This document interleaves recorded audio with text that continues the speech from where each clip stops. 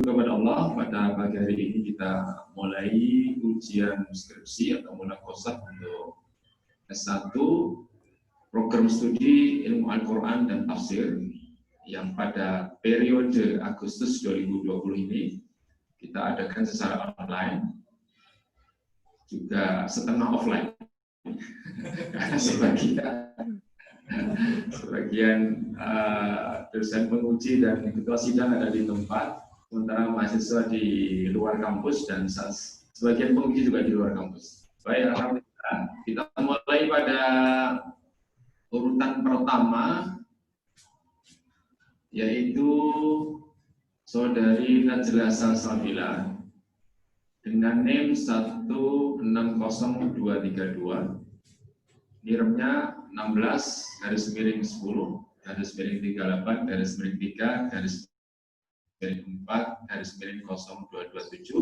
dengan judul skripsi etika komunikasi lisan dalam Al-Quran, perspektif kitab Al-Quran dan tafsirnya, karya Kementerian Agama Republik Indonesia. Baik, kepada Mbak Najla untuk bisa mulai mempresentasikan abstraknya yang ditampilkan, atau mungkin secara singkat maksimal 10 menit. Jadi, mohon dipersilakan. Bismillahirrahmanirrahim. Assalamualaikum warahmatullahi wabarakatuh. Waalaikumsalam warahmatullahi wabarakatuh. Yang kami hormati Dewan Penguji beserta Ketua Sidang dan para asatidz yang kami muliakan. Di sini saya akan mempresentasikan skripsi saya. Langsung saja latar belakang dari alasan memilih judul. Di sini manusia adalah makhluk sosial yang sangat membutuhkan komunikasi dalam kehidupan. Nah, sebagai umat Islam, komunikasi bukan hanya sebagai pendukung kehidupan, namun juga sebagai sarana untuk menyampaikan kebaikan atau dakwah. Nah, dapat kita lihat, mungkin bisa kita rasakan pada sehari-hari, aspek etika sering tidak diperhatikan dalam proses komunikasi, sehingga menyebabkan banyak masalah sosial. Karena ini saya ingin meneliti tentang etika-etika yang ada, etika-etika komunikasi yang ada di dalam Al-Quran. Selain itu, alasan memilih kitab Al-Quran dan tafsirnya sebagai objek utama adalah karena tafsir ini adalah karya ulama-ulama Indonesia dan telah disesuaikan dengan tradisi kebahasaan Indonesia dan memiliki corak kidai, sehingga diharapkan mempermudah dalam memahami ayat-ayat Al-Quran dan memetik hikmahnya. Untuk rumusan masalah, yang pertama, bagaimana etika komunikasi lisan dalam Al-Quran, perspektif kitab Al-Quran dan tafsirnya, karya Kementerian Agama Republik Indonesia. Yang kedua, apa urgensi dari penerapan etika komunikasi lisan menurut Al-Quran dalam kehidupan sehari-hari. Kajian pustaka di sini saya mengambil 4.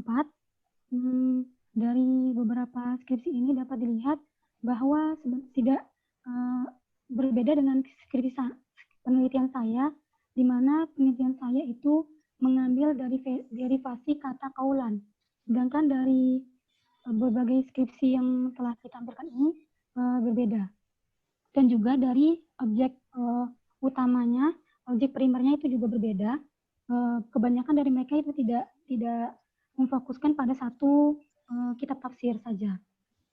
Kemudian metode penelitian, teknik pengumpulan data menggunakan metode dokumentasi dengan mengumpulkan data dari sumber data primer dan sekunder.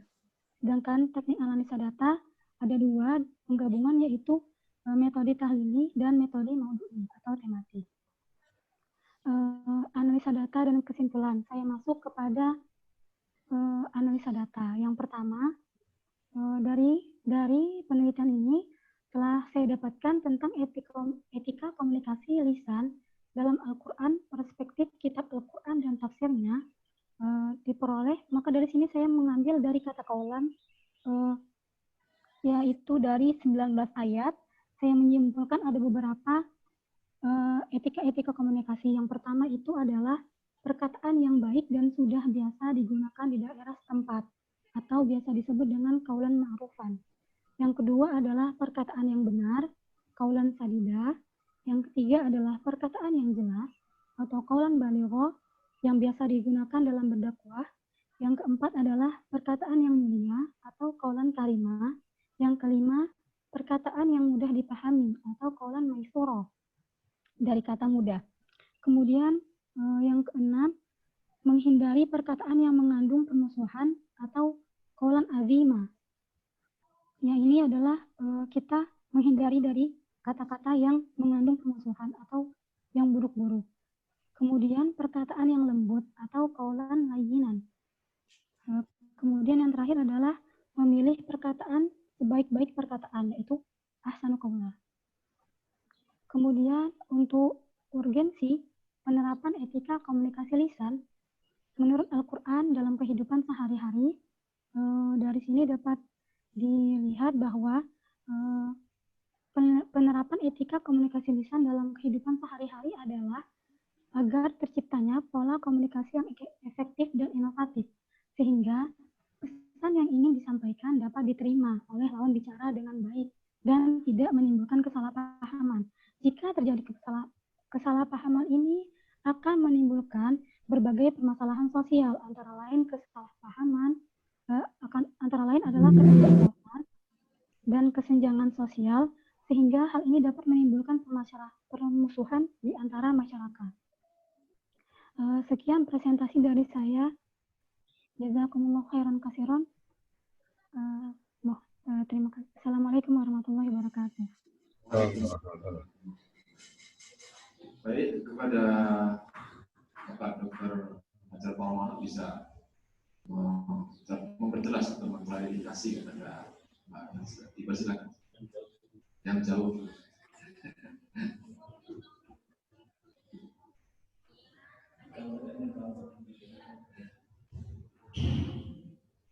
Di stop Najila. Presentasinya di stop. Antum stop screen. Oke. Iya.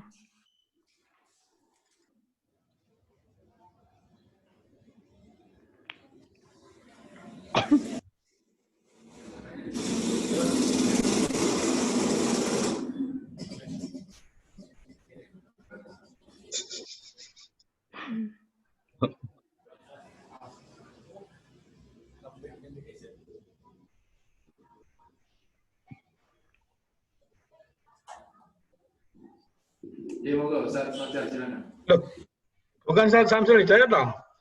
Oh, saya ini. Masa saya pikir ya Allah.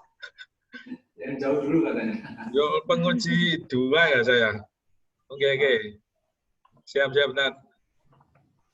Siap melaksanakan tugas. Assalamualaikum warahmatullahi wabarakatuh.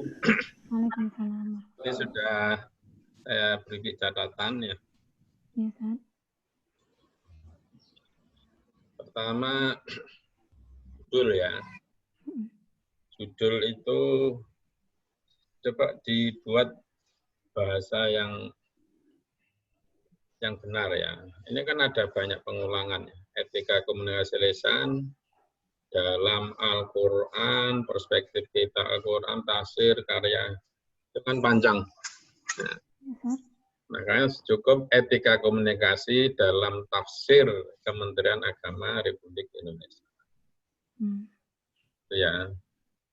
Kemudian ini banyak saya temukan kerapian ya dalam penulisan. Tolong dipengetikannya. Ini juga bagian penting karena ini masuk dalam item penulisan kualitas bahasa. Iya, kemudian yang berikutnya, kalau memang ada pernyataan itu dilengkapi sama materai dan tanda tangan. Kalau memang kita sepakatannya adalah setelah ujian, waktu revisi itu, monggo. Tapi kalau memang tidak ada ya nggak usah dicantumkan dulu. Kalau memang kesepakatan kita untuk skripsi. Oke. Termasuk lembaran pengesahan itu nggak usah nanti saya kasihkan ke antum. Nanti cukup antum tulis saja yang hal yang penting. Tapi itu muncul ya, kelihatan ya. Iya muncul, kelihatan kok. Terus kemudian untuk abstrak itu 400, 250 tanpa paragraf ya. Cukup satu paragraf yang menunjukkan latar belakang, tujuan, metode, sama hasil. Panjang sekali. Hasilnya apa? Ini yang perlu diperjelas. Kemudian sama ya, ini bahasa Inggrisnya juga nanti menyesuaikan.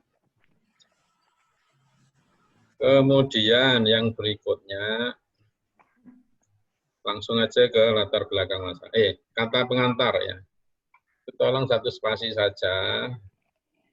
Tapi kalau ingin memberikan semacam penghargaan, ucapan terima kasih, selain ketua itu Pak Kaprodi ini tolong disinggung ya, kasihan.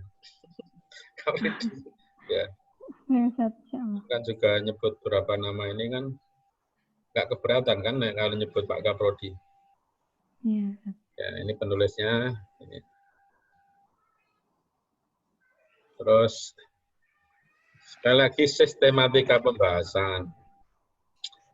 Sistematika itu hanya berlaku di proposal, bukan di skripsi. Karena untuk proposal itu kan menggambarkan gambaran kayak apa, sistematika berpikir penulis itu memang ditunjukkan. Tapi ketika sudah ada skripsi kan sudah ada. Berarti itu dihapus, Ustaz? Hah? Itu dihapus? Ya, dihapus. Sama kerapian ya, tolong. Iya. Perhatikan. Jadi, nanti saya kirim ke antum ini. Terus ini siapa? Terus ini seringkali soal spasi ya, saya ambil contohnya. Mungkin bukan punya antum. Ini loh yang perlu diperhatikan tuh. Before, after, single. Ini mungkin punya antum tuh multiple ya. Sehingga murat marit tulisan antum itu. Ya kan ini jaraknya itu. Oke. Banyak yang perlu saya catat, tapi yang ingin terus untuk apa namanya, ini sudah bagus ya sebenarnya untuk masuknya di latar belakang ya. Itu tentang kemampuan berbicara, soal satu komunikasi ya.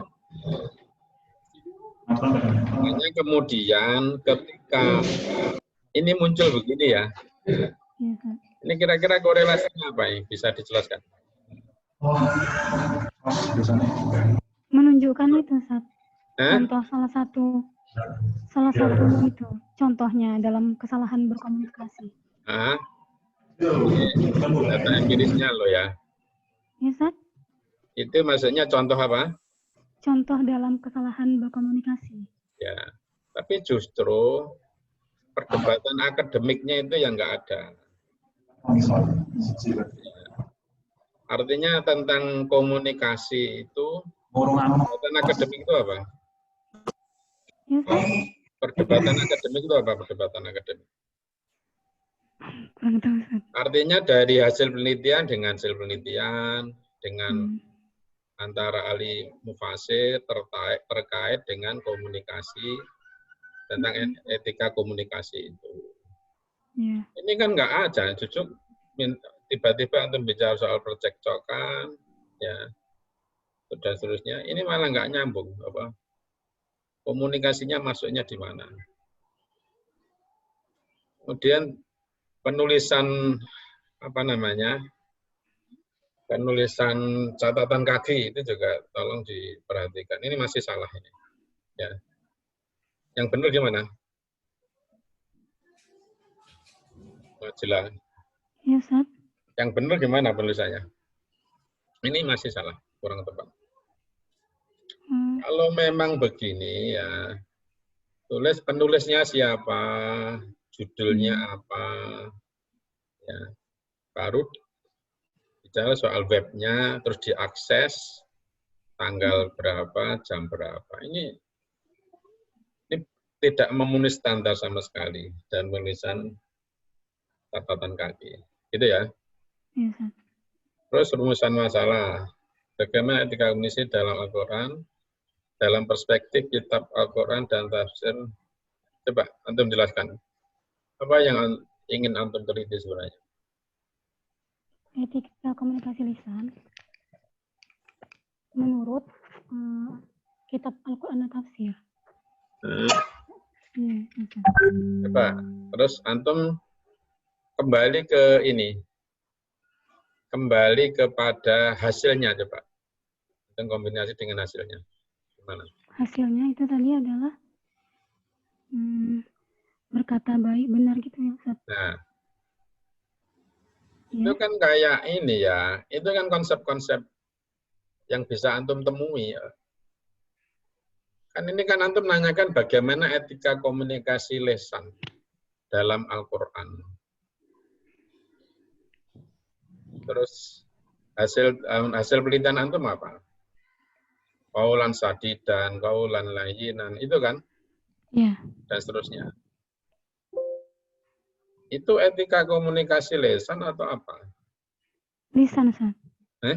Iya. Lisan, ya. Ya, coba nanti satu Samsul Hidayat lah ini. Tapi menurut saya ini belum nyambung ya antara rumusan masalah dengan apa namanya? Rumusan masalah dengan hasilnya. Kemudian ini juga. Ini sisi penulisannya ya. Terus kayak urgensi ya. Kenapa urgensi? Ada yang mengatakan etika komunikasi lisan Al-Quran itu tidak urgen, tidak urgent, tidak penting. Ada nggak? Kira-kira? Pasti Enggak, semua enggak. mengatakan penting. Kalau pasti semua mengatakan penting, itu tidak perlu diteliti. Oh, ya. Itu maksud saya. Ya. Makanya nanti tolong, sebenarnya kalau saya lihat di pembahasan sudah mulai bagus ya.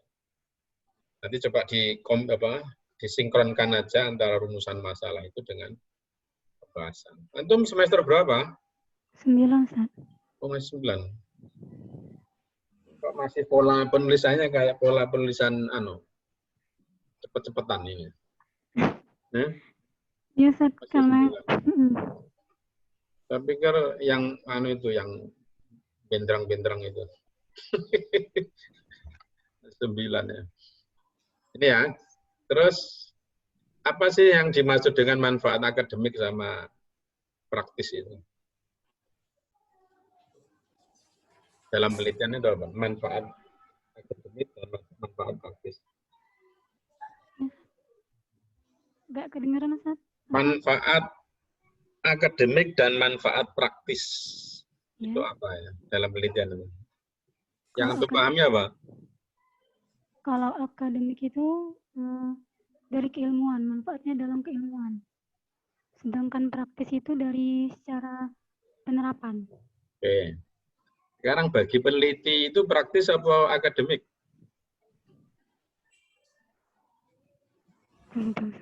Akademik. Makanya tolong lah manfaat akademik itu bagi pengembangan keilmuan, praktis itu bagi apa?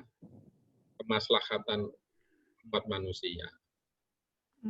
Pada pemerintah, pada mufasirin, pada masyarakat, itu loh yang dimaksud. Ya, terus untuk penelitian terdahulu, ini nggak usah dikasih huruf ya. Oh, ya. Setelah melakukan telaah, penulis menemukan beberapa karya yang relevan dari penelitian ini. Pertama yang dilakukan, langsung aja tulis pertama, yang dilakukan oleh Amir Mukmin Solihin dengan judul etika prodi ilmu dalam rangka untuk menulis skripsi jurusan ilmu tafsir hadis Jakarta. Ini merumuskan tentang bagaimana pendapat Al-Quran. Sedangkan tujuan penelitian ini adalah apa? Gitu loh ya. Gitu. Nggak usah dikasih huruf-huruf begini. Kemudian yang berikutnya, yang selalu terulang-ulang ya, itu tentang positioning ya. Keaslian itu kan bicara tentang positioning. Saya paling nggak suka menggunakan bahwa karya ini belum ada yang membahas etika komunikasi. Antum bacanya skripsi baru berapa? Sudah mengatakan belum ada. Justru dalam penelitian kalau belum ada malah nggak bisa. Yang lebih tepat sama-sama membahas etika komunikasi, hanya bedanya kalau penelitian sebelumnya ini, penelitian sekarang adalah ini. Atau penelitian ini adalah tindak lanjut dari penelitian sebelumnya. Tolong dihindari ya kata-kata belum ada. Termasuk dalam konseptualisasi ya. Konseptualisasi itu beda dengan landasan teori. Kalau konseptualisasi itu lebih definitif, ringkas, ya. Terutama terkait dengan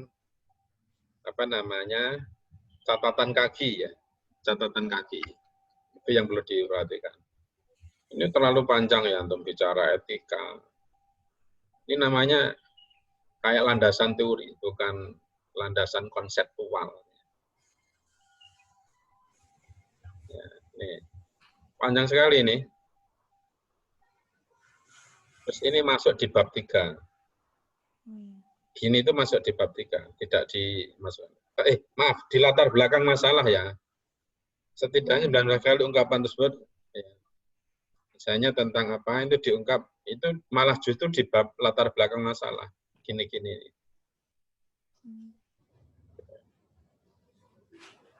Terus ini masuk di bab 2. Kitab ini disusun oleh, ini panjang ya, itu dimasukkan aja di bab 2. Terus penelitiannya benar-benar belum penomorannya belum standar lah. Saya waktu itu saya pikir tuh semester lama ya, itu masih baru 9 ya. Kesempatan untuk memperbaiki. Ini gak ini ya. Kurang ini. Sebenarnya gimana, Pak? Ini kayak yang gini. Metodologinya. Ya. Terbelakang.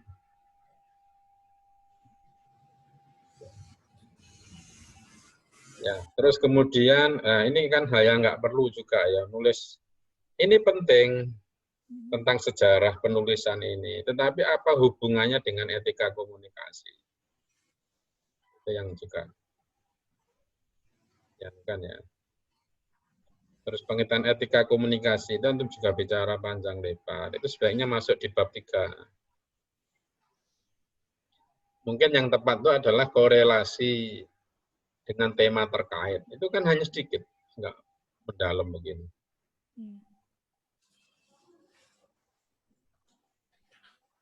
Saya kira itu aja dari saya. Nanti akan dilanjutkan Ustaz ini. Terus catatan-catatan yang lain nanti saya kirim melalui Ustaz Firdaus. Demikian Ustaz Murjianto. Syukron. Assalamualaikum warahmatullahi wabarakatuh. Lanjutkan kepada Ustaz Samsul.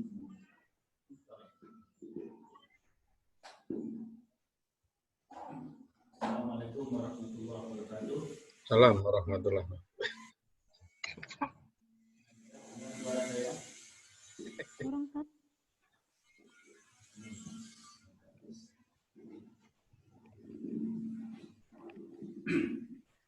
Yang pertama saya ucapkan selamat Ya. kepada Mbak Najla, juga kepada pembimbingnya dan kepada STIG, ketuanya dan kaprodinya.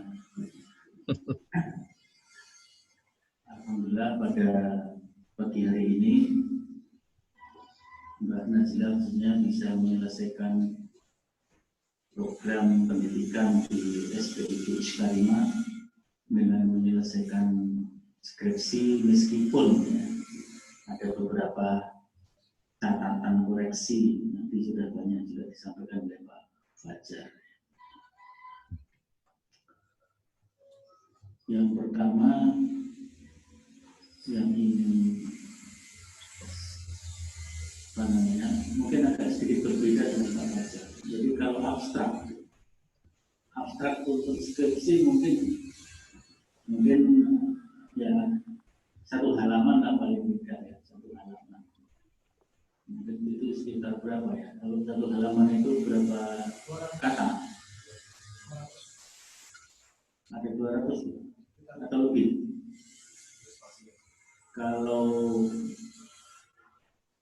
Mungkin kalau dibuat nanti ada naskah publikasi, jadi mahasiswa diwajibkan membuat naskah publikasi, baru abstraknya itu hanya sekitar 150 kata dan itu satu alinea saja, satu paragraf. Tapi kalau abstrak untuk skripsi mungkin bisa 3 paragraf, misalnya paragraf pertama tentang sekitar latar belakang dan tujuannya, paragraf yang kedua mungkin metodologinya, paragraf ketiga temuan dan kesimpulan, kira-kira begitu kalau abstrak untuk skripsi. Tapi contoh pedomannya seperti apa? Jadi monggo nanti disepakati. Ada perbedaan antara abstrak skripsi dengan abstrak naskah publikasi. Jadi sebaiknya memang juga mahasiswa diwajibkan membuat naskah publikasi. Untuk publikasi bisa berkolaborasi dengan dosen pembimbingnya. Sehingga nanti karya di publikasi bisa diterbitkan di majalah atau jurnal apa namanya, Al-Karimah. Dan itu juga mendukung untuk produktivitas prodi. Saya ingin menanyakan tentang metode yang dipakai di dalam melakukan kajian ini. Apakah ini memakai metode apa dari sudut pandang tafsir, penelitian tafsir? Mana Mbak Najla?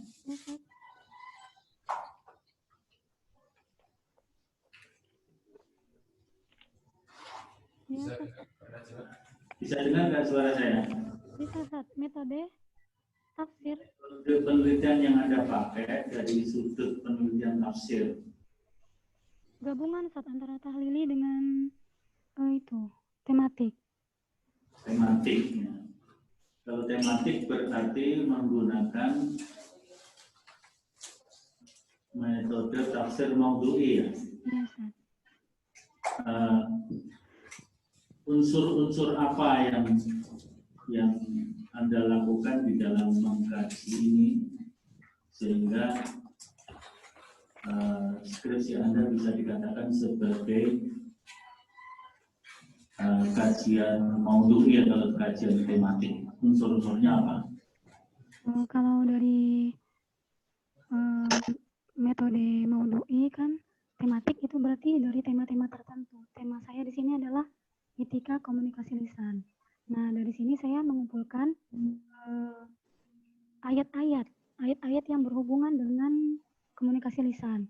Karena di Al-Quran itu sangat banyak Al-Quran yang kata-kata, ada qaula, ada takalama, ada tolak, ada yatakallam gitu. Jadi saya mengambil itu ada sekitar 1000 kata. Jadi saya mengambil dari kata kaulan saja, Ustaz. Di sini kalau kaulan itu agak memungkinkan karena hanya ada 19 kata berdasarkan kitab ini sudah saya rujuk. Ya. Iya, Ustaz. Setelah disusun, kemudian diruntun berdasarkan berdasarkan kitab Al-Quran, misalnya dari Al-Baqarah, kemudian turun surah Al-Imran, kemudian baru setelah itu saya paparkan pada bab 3 penafsiran dari kitab Al-Quran dan tafsirnya karya Kementerian Agama. Itu saya paparkan satu persatu dari penafsiran ayat-ayat tersebut. Kemudian setelah saya paparkan, baru kemudian saya simpulkan dari penafsiran-penafsiran tersebut. Itu berada di bab 4. Nah, Anda menggunakan langkah-langkah seperti itu menggunakan metodenya siapa? Pada skripnya sudah saya cantumkan. Menuju kemana? Ya, Ustaz. Menuju kemana? Ya, Ustaz, Afwan. Merujuk ke metodenya siapa itu? Al-Farmawi, Ustaz. Al-Farmawi. Iya.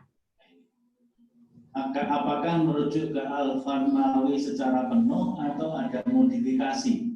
Ada modifikasi, Ustaz. Nah, modifikasinya di mananya? Di bagian mana kemarin? Sebenarnya saya agak lupa, Ustaz, yang bagian mana, tapi antara bagian menyusun dan memaparkan itu ada perbedaan dengan Farmawi kemarin. Ya boleh lupa itu ya. Maaf, Ustaz. Baik, terima kasih. Ya, sebenarnya saya akan masuk ke materi juga. Apakah kalau kata kaulan, lafaz kaulan itu mesti bermakna komunikasi lisan? Ya, Ustaz, komunikasi lisan. Enggak sih, Ustaz, kalau dari terjemah, kaulan itu, ya kalau kaulan itu kan berarti komunikasi. Ya, komunikasi lisan. Sedangkan kalau kata-kata lain misalnya takalam gitu-gitu bisa ada pokoknya kalau kaulan itu yang menurut yang saya baca itu insya Allah tuh dari komunikasi lisan. Nah, kalau ada kata-kata kol kodim, kol jadid itu apakah itu komunikasi lisan? Oh, itu tergantung pada konteks itu, Ustaz, konteks ayatnya. Makanya dari 19 ayat itu juga enggak semua saya masukkan. Karena ternyata dari beberapa ayat tersebut ada yang tidak sesuai. Ya misalnya kan ada surat Al-Ahzab itu ya ayyuhalladzina amanu taqullaha wa qulu qawlan sadida. Ya. Apakah itu qulu qawlan sadida itu mesti dimaknai komunikasi lisan? Oh, kalau itu kan maknanya perkataan, Ustaz. Iya, perkataan itu apakah mesti perkataan lisan? Bisa nggak perkataan tulisan? Bisa, Ustaz. Bisa kan? Nah, ya. Artinya perlu ada penjelasan mengapa Anda membatasi itu komunikasi lisan. Iya, Ustaz. Jadi mungkin bisa dilengkapi di bagian pemaknaan ya, konseptualisasi ya. Oh, ya. Kemudian yang berikutnya tadi Anda sebutkan kembali ke Al-Ahzab tadi, qaulan sadida diartikan perkataan benar. Sadida berarti benar itu dari kata apa? Asal-usul. Sadida dari kata benar. Sadida itu asal katanya apa? Kok bisa bermakna benar? Sadid, Ustaz. Ya? Sadid. Ya, asal katanya apa? Ya itu, Ustaz. Kok bisa diartikan perkataan yang benar? Kalau kaulan, karena dari kaulan perkataan, kalau sadid benar gitu, Ustaz. Sadid itu artinya benar. Ya, kalau dari kitab tafsir Quraisy Shihab itu artinya benar. Dan dari kitab tafsir Kementerian Agama juga itu artinya benar. Enggak, kalau dari ilmu bahasa Arab apa artinya? Jadi itu harus apa namanya, misalnya tafsirnya Kemenak kaulan sadida artinya apa, tafsirnya Pak Kures apa, tapi kalau dari segi kamus apa kan gitu, itu harus dikritisi. Mungkin nanti akan ketemu makna yang lebih mendalam kan begitu. Oh iya. Untuk bisa mengkritisi tafsir Al-Quran dan tafsirnya Kementerian Agama. Baik, insyaallah. Ya, jadi mungkin yang lainnya juga ada kaulan maisuro, kaulan karima, itu juga ditelusur dari kan bab 4 itu kan apa, pembahasan atau analisis ya. Ya, jadi analisisnya karena ini perkataan dan komunikasi, itu mesti harus mengkaji bahasa. Kaulan maisur itu secara bahasa artinya apa? Maisur dari kata apa? Misalnya dari kata yusrun, mudah. Ma'ruf dari kata arafa. Kalau sadid dari kata apa? Itu kan tidak ada penjelasannya. Itu bahkan itu yang mestinya dikembangkan ya, sehingga Anda menganalisis penafsiran dari tafsir Kementerian Agama itu betul-betul memadai untuk mengkritik. Apalagi kitabnya Pak ini dipakai enggak? Enggak boleh bawa anak kecil. Yang Di jalan sendiri enggak boleh masuk. Bosan nggak dengar. kritisi banyak kemenang. Ada suara kami gimana?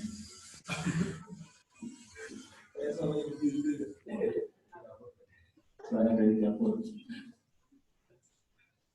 Itu ya Pak, nanti tolong untuk analisis tentang makna-makna kaulan karimah, kaulan sadidah, kaulan maisur. Aspek kebahasaannya juga penting untuk menganalisis penafsiran ini, sehingga itu nanti bisa memperdalam tafsir itu sendiri atau melakukan kritik dan penyampaian.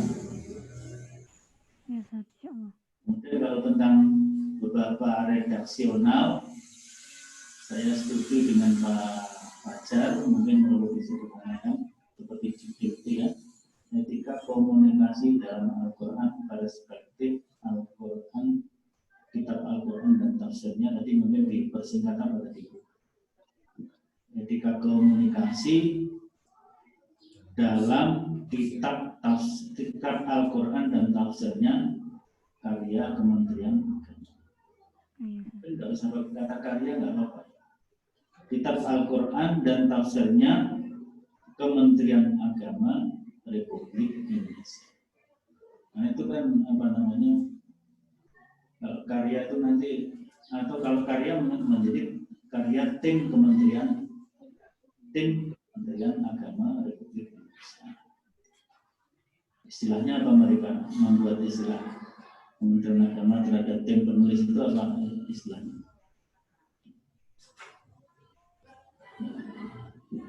Itu saya kira. Kemudian tentang itu ada kesimpulan tentang etika bagaimana Pak? Kesimpulan tentang etika.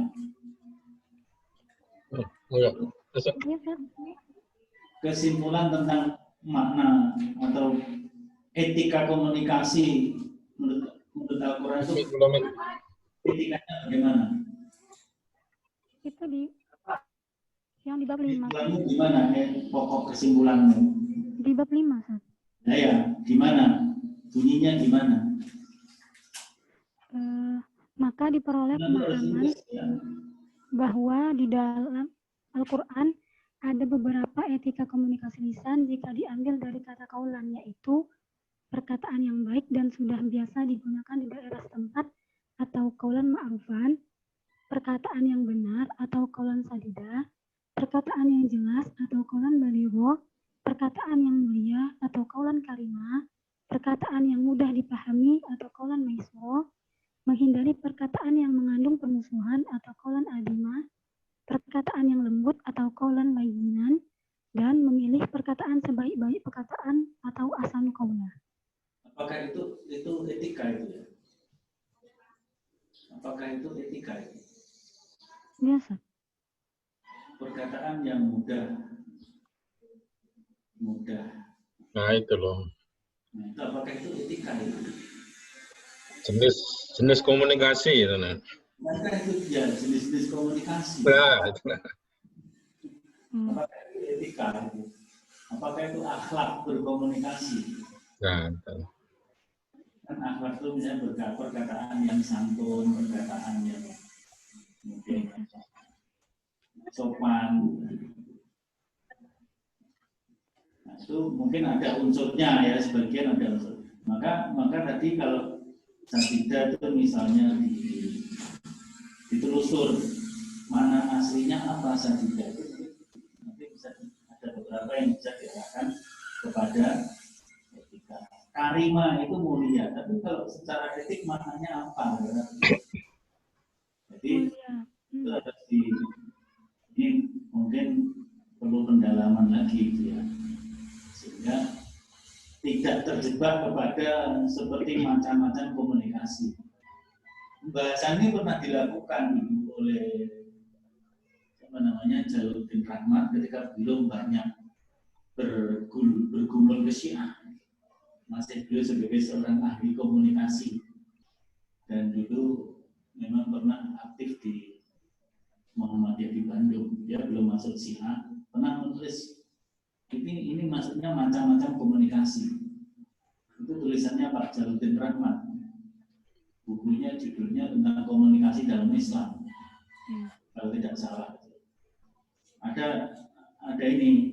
Jadi pembahasan ini sudah pernah dilakukan. Tadi kalau Mbak Najla bilang belum ada yang membahas itu, ini sudah pernah dilakukan oleh Pak Jalaluddin Rahmat tuh bahkan tahun 80-an ketika beliau belum berafiliasi ke Syiah gitu ya. Masih lurus lah pikirannya kira-kira begitu. Jadi tolong nanti tapi ya saya kira sama dengan yang disampaikan oleh Pak Fajar ya. Intinya secara umum sih sudah bagus, tinggal dibenahi baik tata tulisnya maupun terutama kalau untuk di bab 4 tadi adalah analisis kebahasaan, asal usul kata sadid itu apa, asal usul kata makhluk dalam secara bahasa apa. Kan kalau di Iskarima bahasa Arab saya kira di dalam itu, jadi itu harus ciri khusus Iskarima harus kritis di situ. Saya kira gitu ya. Terima kasih Ustaz Nurdianto dan selamat kepada Mbak Najla dan juga kepada Pak Ketua Pak Fajar. Terima kasih. Assalamualaikum warahmatullahi wabarakatuh. Waalaikumsalam warahmatullahi wabarakatuh. Untuk Mbak Najla nanti bisa dikonfirmasi lagi kepada penguji, atau mungkin karena ini online jadi sudah harus betul-betul mencatat secara rinci. Sudah selesai untuk urutan pertama, kita tutup dengan alhamdulillah. Selanjutnya untuk urutan kedua kepada ketua sidang dipersilakan.